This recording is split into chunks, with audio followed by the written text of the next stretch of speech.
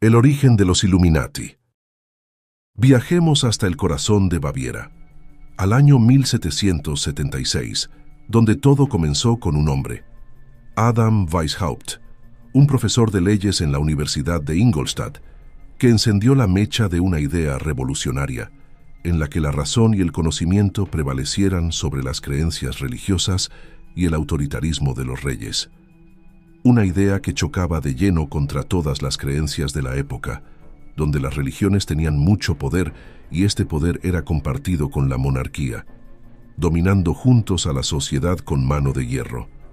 Y de esta forma, Weishaupt, cansado y desilusionado con el control ejercido por estas instituciones, decide formar una sociedad secreta que aspire a un nuevo amanecer, donde la razón y el conocimiento prevalezcan sobre la superstición y la opresión. Así que junto a 4 de sus alumnos crean la sociedad secreta conocida como la Bund der Perfektibilisten, cuyo significado podría ser algo así como Asociación de los Perfectibilistas. Ya tenían un nombre, ahora necesitaban un símbolo que les representara, y eligieron al de la diosa griega de la sabiduría y el entendimiento, el búho de Minerva. Hasta este momento eran 5 miembros. Tenían un misterioso nombre, un símbolo y un claro objetivo: difundir el pensamiento ilustrado, fomentar la ciencia y la filosofía, y promover los ideales de libertad, igualdad y fraternidad. Los mismos ideales de la Ilustración que más tarde provocaron la Revolución Francesa y que a Luis XVI y a la reina María Antonieta le cortaran la cabeza, hecho que sirvió para que algunos culparan a los Illuminatis y comenzaran a ganarse esa fama de dominadores del mundo. Pero sigamos con la historia. Poco tiempo después pasaron a ser 12 miembros, y como el nombre elegido inicialmente era bastante extraño, Weishaupt propuso cambiarlo a la Orden de las Abejas, haciendo una clara comparación con una colmena, donde él sería la abeja reina y el resto serían sus abejas obreras que recolectarían el néctar de la sabiduría. Pero al final se prefirió cambiarlo, primero a Unión de los Iluminados, y finalmente, en abril de 1778, pasarían a llamarse Illuminaten Norden, es decir, la Orden de los Iluminados.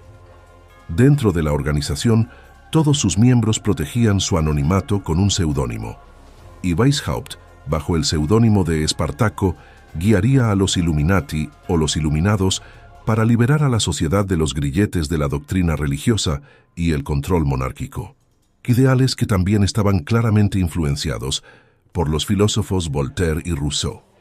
La organización seguía creciendo y pronto comenzaron a atraer a jóvenes intelectuales, académicos y algunos miembros de la nobleza. El tipo de candidato perfecto eran hombres que no superaran los 30 años de edad, adinerados y que fueran fácilmente manipulables para obedecer y acatar las órdenes de su líder. No estaba permitido el ingreso en los Illuminati a mujeres, ni practicantes de otras religiones que no fuese la católica o cristiana, ni tampoco a monjes o sacerdotes. Y supongo que ya habrás notado la primera gran contradicción. Una organización que promueve la libertad, la igualdad y acabar con el poder de las religiones, y sin embargo solo permite la entrada a hombres selectos que tendrán que obedecer sin objeción a su líder, sin libertad de pensamiento y que además debían ser cristianos. Pero esto tiene una explicación, ya que buscaban miembros con una proyección brillante que pudieran colocar en puestos influyentes, y así la organización iría ganando poder para cumplir sus objetivos. Lo que sucedía es que las únicas personas que encajaban en ese perfil eran hombres de familias adineradas y de religión católica, que era la dominante. Apogeo de los Illuminati, reclutando masones.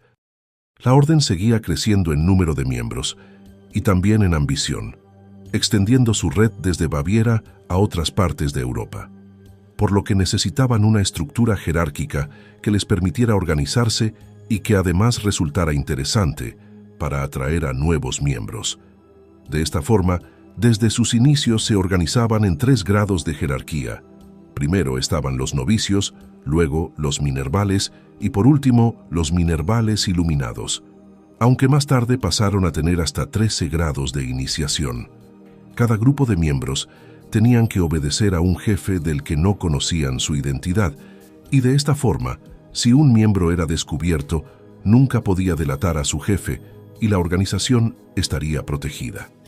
Llegado a este punto, tenemos que hablar también de los masones, y es que en aquella época los Illuminati compartían escenario con los masones, y pronto Weishaupt vio un filón de reclutamiento entre los miembros más influyentes de las logias masónicas. No solo les robaban miembros influyentes, sino que también les copiaban la forma de organizarse y algunos ritos y reglas interesantes. Uno de estos masones influyentes que se pasaron a los Illuminati fue el barón Adolf von Knigge, que actuó como un infiltrado consiguiendo reclutar a otros miembros influyentes de las logias masónicas. Su seudónimo dentro de los Illuminati era Filón, en honor a un arquitecto ateniense del siglo IV. Aunque no está demostrado, se cree que otro de los fichajes más destacables fue Mayer Amschel Rothschild, un banquero alemán de origen judío fundador de la dinastía Rothschild, quien se convirtió en una de las familias más adineradas de la historia de la humanidad, lo que supuso un significativo crecimiento financiero de la Orden de los Illuminati. Esta creencia es la culpable de algunas de las teorías conspirativas que defienden que los dueños de los grandes bancos de América, descendientes de la dinastía Rothschild, pertenecen a sociedades secretas que manejan los hilos del mundo. Pero volvamos al barón Adolf von Knigge. ¿Y por qué unos masones influyentes querrían pasarse a los Illuminati? La respuesta es simple: por más poder. Weishaupt era muy inteligente. Sabía que la única opción de que los masones influyentes se pasaran a su orden sería por la propia codicia y la ambición de poder de estas personas, por lo que prometió al barón que podría ascender a unos rangos de jerarquía que estaban incluso por encima suyo y que se hacían llamar los Serenísimos Superiores, y que en realidad la Orden de los Illuminati no había sido creada por él, sino que era muy antigua. Esto le sirvió para generar el interés, la curiosidad y la ambición necesarias para seguir reclutando miembros influyentes y llevar a la Orden de los Illuminati al nivel más alto de su existencia, al menos durante un tiempo. Comienza la caída de los Illuminati. Y es que cuando todo parecía ir mejor que nunca, comenzaron a surgir algunos graves problemas, que finalmente les llevó a su caída y posterior desaparición. ¿Y cuáles fueron esos problemas? Pues principalmente fueron tres. El primero fue las tensiones internas y discrepancias que surgieron entre algunos de los miembros más influyentes. En segundo lugar, fue la indiscreción de algunos miembros, por lo que dejaron de ser una organización secreta. Y en tercer lugar, los enemigos poderosos que se ganaron por los ideales que defendían. Pero vayamos por partes. Recuerda cómo reclutó al barón Adolf von Knigge y a otros masones influyentes, prometiéndoles que podrían ascender y ocupar los puestos de mayor rango y poder, llamados los Serenísimos Superiores, pues todo era una mentira, no existían tales rangos jerárquicos, y ante las insistencias del barón, Adam Weishaupt tuvo que admitir que lo había inventado para reclutarle junto a otros masones. Con la mentira descubierta, era de esperar que el barón abandonara inmediatamente la orden, pero sorprendentemente, Adam Weishaupt se las ingenió para convencerle de que no lo hiciera, al menos durante un tiempo. ¿Y cómo lo hizo?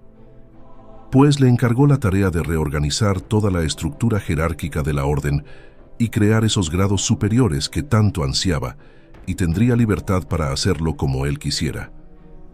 Pero lo cierto es que más tarde acabaron surgiendo nuevas tensiones y discrepancias, y el barón, que tenía ideales más moderados que los de Adam Weishaupt, abandonó finalmente la Orden de los Illuminati en 1784, solo 4 años después de unirse a ellos.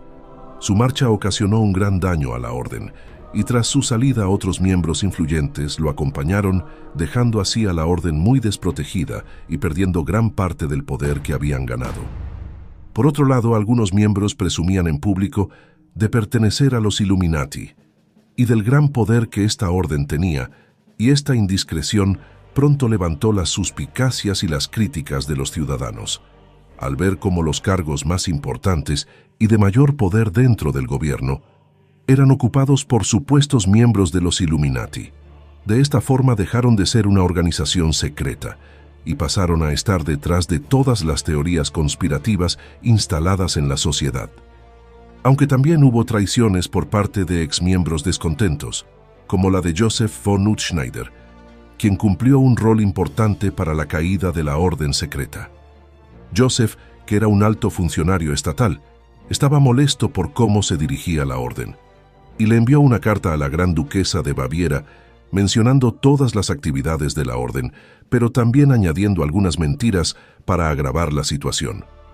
Entre estas acusaciones se encontraba la licitud del suicidio como una opción, considerar que era correcto envenenar a sus enemigos, sugerir que la religión era absurda y que el patriotismo era una actitud pueril, y la sugerencia de que los Illuminatis conspiraban a favor de Austria, quienes en aquel entonces tenían conflictos y disputas territoriales y políticas.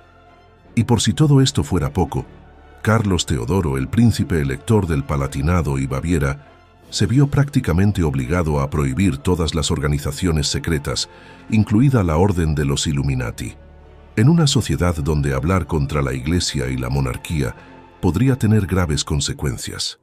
Estas no tardaron en llegar, y el 2 de marzo de 1785 firmó el edicto que acabó por destruir la Orden de los Illuminati. Y así, de esta forma, tras 9 años de existencia, los Illuminati se disuelven cayendo en el olvido, o al menos de momento.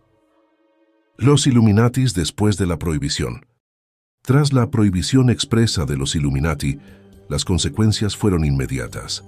Adam Weishaupt quedó relegado al rechazo social, fue expulsado de la Universidad de Ingolstadt, donde trabajaba dando clases, y al ver que no tendría demasiado futuro en Baviera, y los problemas legales que le venían, con 40 años de edad, decidió exiliarse en la ciudad de Gotha, donde pasó el resto de su vida hasta su muerte en 1830 a la edad de 82 años.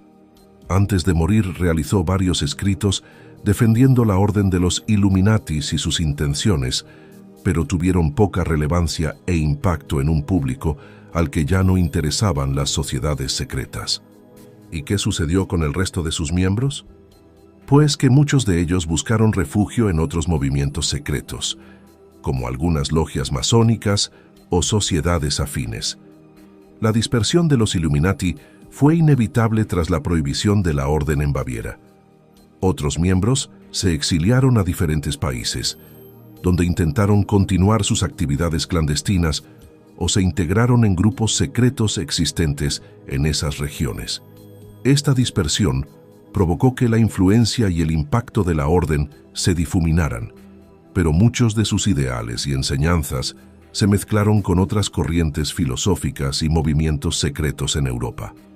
Lo cierto es que durante los 12 años siguientes a la prohibición de los Illuminati, la orden cayó en el olvido, hasta que en 1797 la publicación de 2 obras literarias en el mismo año despiertan de nuevo el nombre de los Illuminati.